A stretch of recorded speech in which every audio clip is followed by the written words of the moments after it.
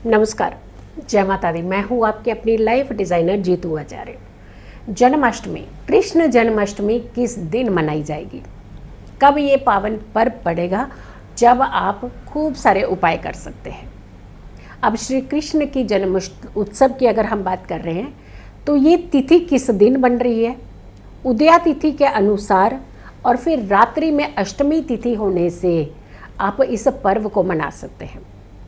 सबसे पहले तो ये जानना ज़रूरी है कि जब श्री कृष्ण का जन्म उत्सव होता है तो हम उत्सव की तरह तो इसे मनाते ही हैं, लेकिन हमेशा हर किसी के मन में बस एक ही ध्यान रहता है कि व्रत करें और सारी समस्याओं से छुटकारा पा जाए, क्योंकि लिस्ट हम अपनी पहले ही तैयार रखते हैं।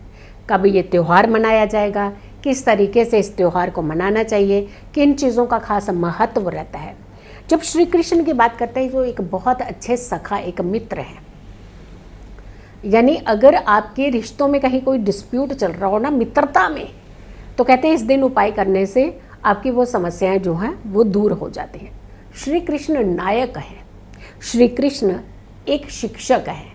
आप सही शिक्षा, सही ज्ञान आप श्री कृष्ण की हर एक दोहे में, पंक्तियों में, उनके सारे विचारों में, उनकी विधियों में, हर जगह आप उनसे एक अच्छा ज्ञान प्राप्त कर सकते हैं और अपने जीवन को सही दिशा की ओर ले जा सकते हैं।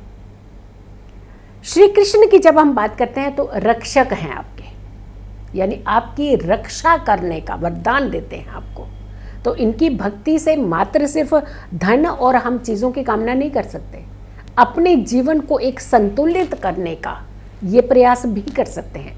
जब हम श्री कृष्ण की जन्मोत्सव की बात करते हैं तो ये खास दिन, ये खास पर्व 26 तारीख को मनाया जाएगा। और इस दिन कहते हैं कि पूजा भक्ति से आपकी नकारात्मकता भी दूर होती है, नेगेटिविटी आपकी, हमारे दिलो दिमाग में कई बार नेगेटिविटी पूरी तरह छाई होती है, हम उससे बाहर ही नहीं निकल सकते।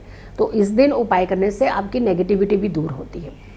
26 अगस्त सोमवार का दिन, तिथि जो शुरू हो रही है सुबह सुबह तड़के 3:40 से अष्टमी तिथि का प्रारंभ होगा, यानी शुरुआत होगी।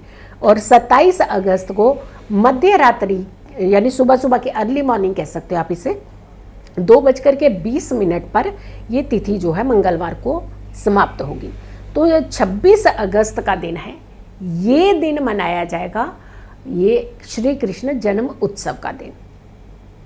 8 के 8 अंक के साथ खास नाता है श्री कृष्ण का, 8 अंक का खास महत्व है श्री कृष्ण के जीवन काल का। अब 8 की जब हम बात करते हैं तो भाद्रपद महीने की कृष्ण पक्ष की अष्टमी तिथि जब श्री कृष्ण का जन्म हुआ था, और 8वें मुहूर्त में ही श्री कृष्ण का जन्म हुआ था।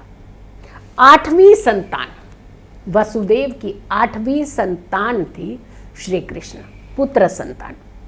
और जब हम बात कर रहे हैं कि इस बार का जो बहुत अच्छा संयोग बन रहा है, जो 26 तारीख को आपको ये पर्व मनाना है, खास करके जो माताएं संतान की कामना कर रही है, इन्हें खास कुछ विधियां, कुछ उपाय इस दिन ज़रूर करने चाहिए, क्योंकि जयंती एक बहुत अच्छा योग भी बन रहा है, जिससे आपकी सारी मनोकामनाएं जो है पूर्ण होती हैं, फलीभूत होती हैं।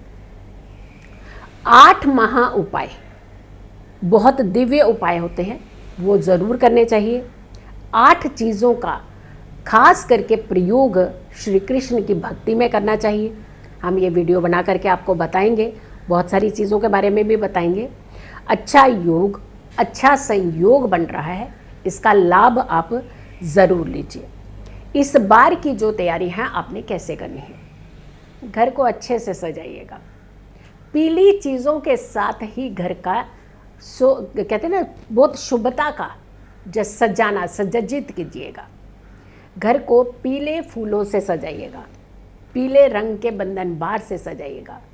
पीले अंग वस्त्र भगवान श्री कृष्ण के लिए आप खरीद कर लेकर के आइएगा, और साथ के साथ भक्ति और भाव से भगवान श्री कृष्ण की आराधना कीजिएगा।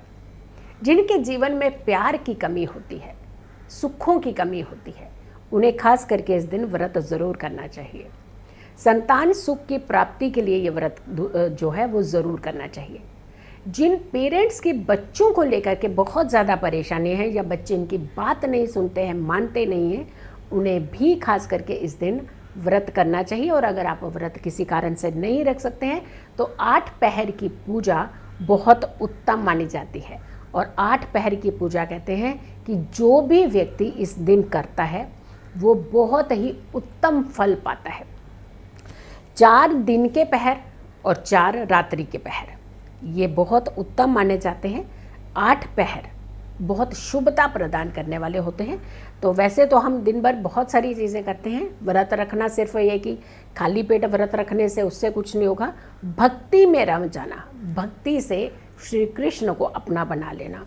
तो इस दिन आप 8 पहर की पूजा ज़रूर कीजिएगा। मैं हर वीडियो बहुत डिटेल से आपके लिए पहुंचाऊंगी। और 26 तारीख को मनाया जाने वाला ये भाद्रपद कृष्ण पक्ष के अष्टमी तिथि पर मनाया जाने वाला श्री कृष्ण जन्म उत्सव श्रद्धापूर्वक मनाइए और अपने जीवन के अंदर सुख और समृद्धि लाइए। मंदिरों में जाना चाहते हैं ज़रूर जाइए, घर में पूजा भक्ति करना चाहते हैं ज़रूर करिए, लेकिन मंदिरों में जब आप जा रहे हैं तो अपनी सुरक्षा और रक्षा का ध्यान रखिए। किसी को नहीं सताइए, किसी को धक्का मुक्की नहीं कीजिएगा। अपनी सुरक्षा, अपनी रक्षा, दूसरों की सुरक्षा, दूसरों की रक्षा भी कीजिए। तो 26 तारीख को मनाइए बहुत अच्छे से श्री कृष्ण का पर्व। तो मेरी ओर से और मेरी टीम की ओर से हार्दिक शुभकामनाएं हैं। अच्छे से तैयारियां कीजिए और अच्छे से इस पर्व को मनाइए। नमस्कार, जय माता दी, जय श्री कृष्ण।